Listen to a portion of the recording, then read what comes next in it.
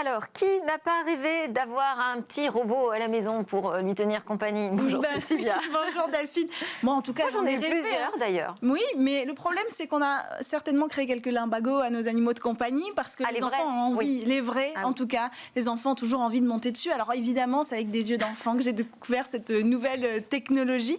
C'est un robot quadrupède destiné aux enfants, un robot intelligent qui sera capable de jouer avec eux, mais aussi de les transporter sur son dos. Et alors, cerise sur le gâteau, c'est un robot licorne. Waouh, donc ça y est, les licornes. Ça y est, c'était l'annonce aujourd'hui. Et alors, qui fabrique ce robot?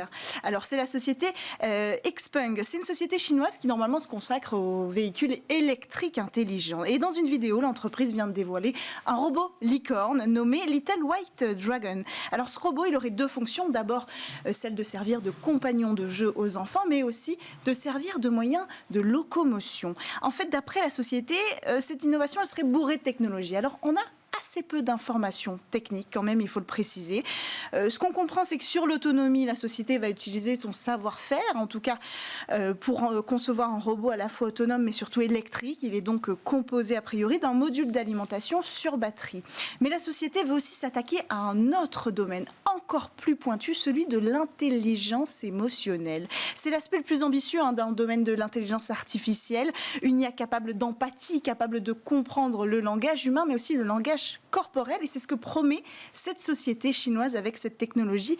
Le robot serait équipé de capteurs vidéo capables d'enregistrer les expressions du visage et le mouvement du corps, et une intelligence artificielle intégrée se chargerait d'interpréter tout ça. Des capteurs sonores par-dessus cette technologie se chargeraient d'enregistrer les nuances dans la voix. Alors, comme on n'a pas plus d'informations, restons prudents quand même sur ce point.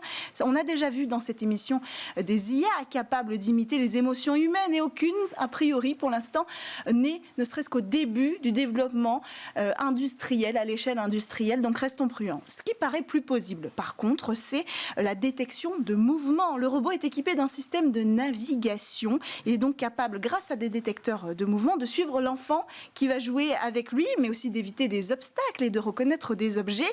Ces capacités-là, elles ont largement été éprouvées dans le domaine de la robotique. Le seul exemple le plus concret, c'est les robots qui se baladent aujourd'hui dans les grandes surfaces. Donc, on sait que c'est possible. Et puis, on voit aussi dans ces images-là un ballon qui semble faire partie de l'équipement, un objet connecté qui laisse présager des parties de foot avec le robot. Justement, le robot est équipé d'un système de contrôle des mouvements pour se déplacer ou simplement pour taper dans la balle.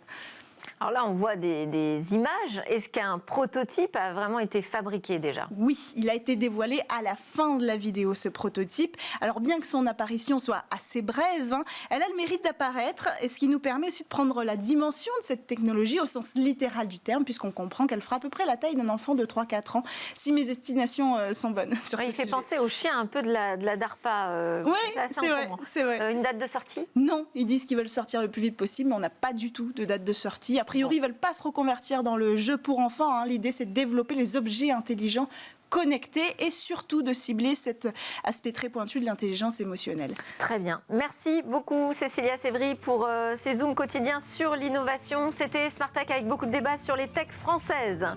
Merci à tous de nous suivre à la télé, sur le web et les réseaux sociaux. On se dit à demain pour de nouvelles discussions sur la tech.